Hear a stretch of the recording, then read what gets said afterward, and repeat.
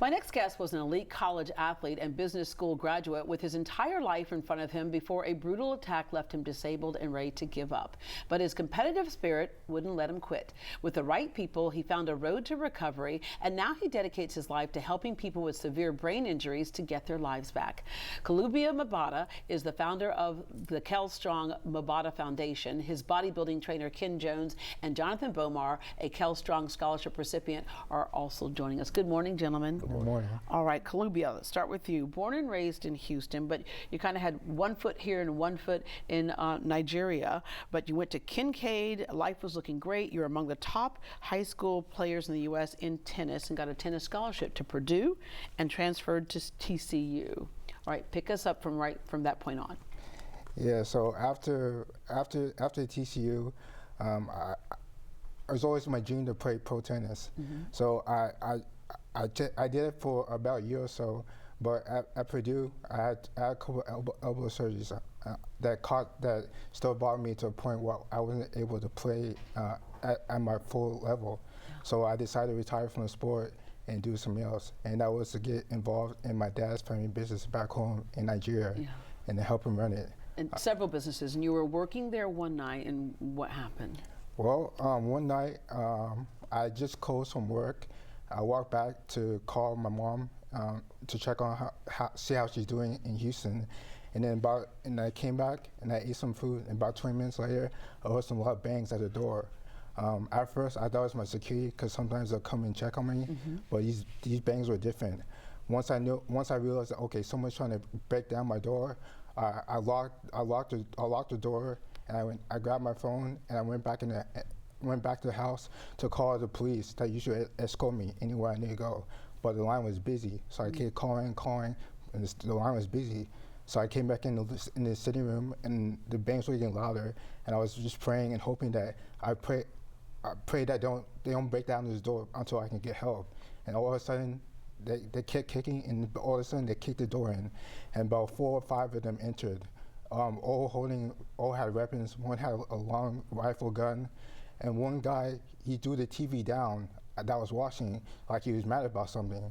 And then the one person holding the gun, he said words. When I saw the gun, I pulled my hands up, and then he said words to me that I'll never forget. He's like, you're going to die tonight, right?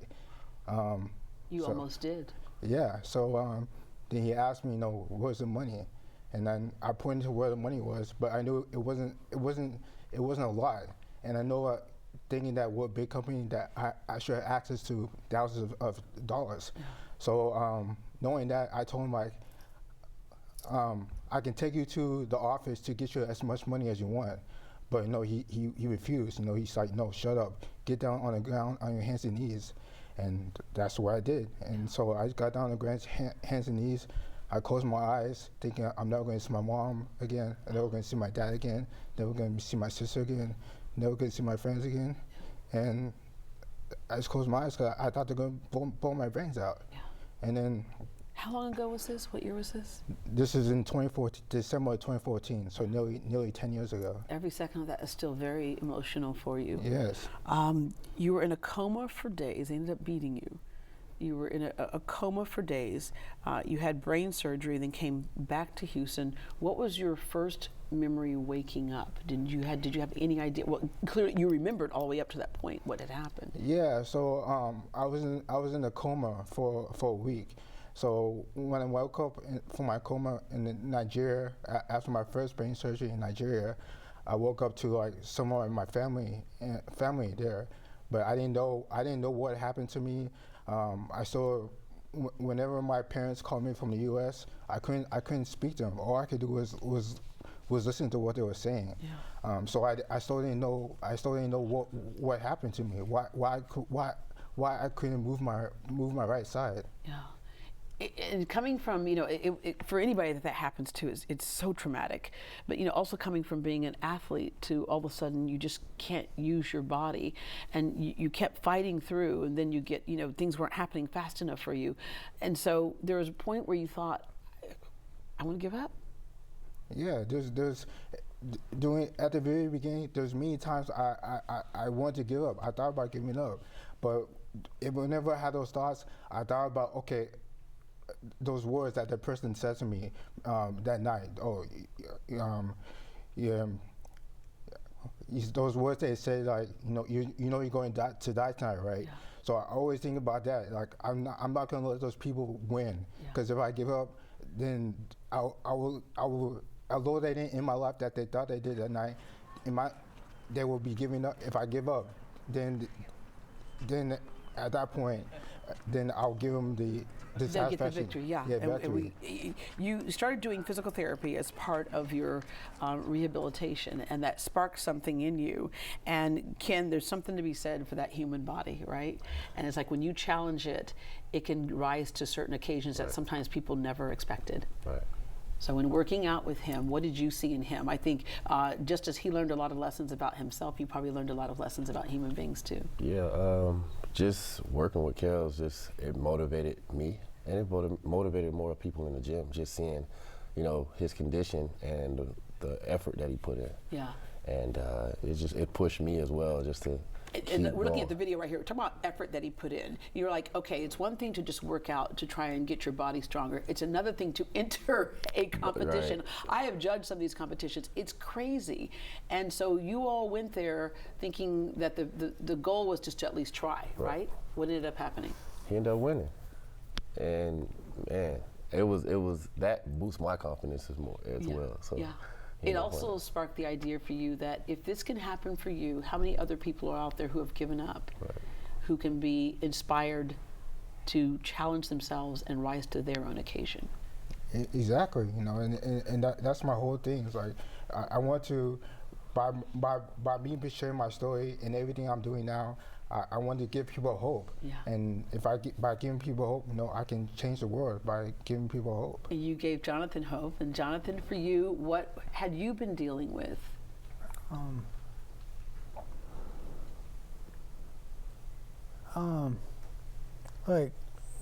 Like what have I been? Yeah, like what was happening with you that had you feeling like maybe you were feeling kind of hopeless in your life until you came across this scholarship? Okay.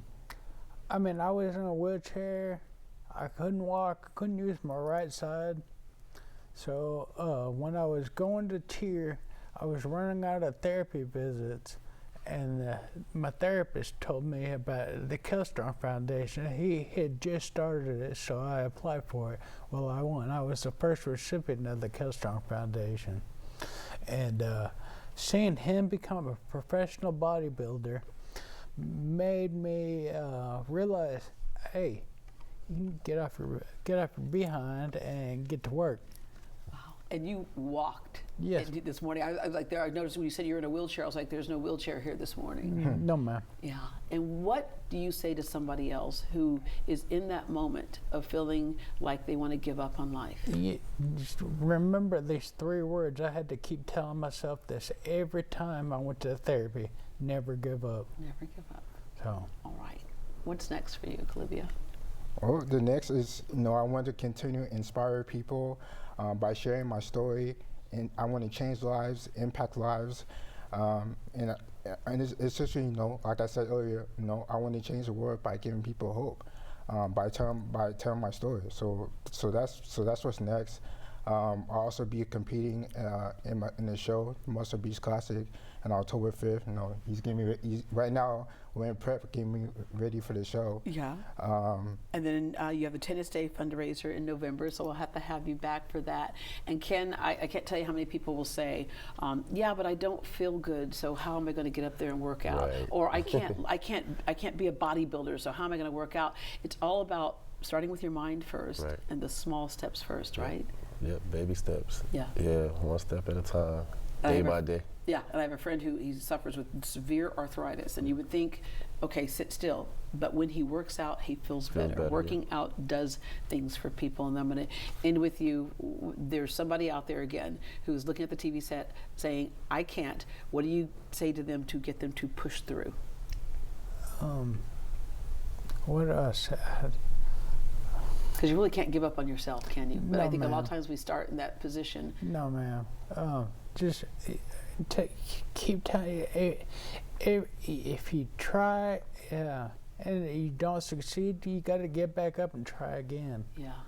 because you never give up. It's interesting how sometimes we forget that the strongest person in your life, even in your weakest moment, is still you. Kalubia, thank you so much for sharing your story with us. Thank you for the opportunity. And thanks for you all sharing as well. To keep up with Kel's competitions, including the Muscle Beach Classic this coming October, follow him on Instagram at Kel Mabatah. And to learn more about the Kel Strong Foundation, visit kelstrongfoundation.com. After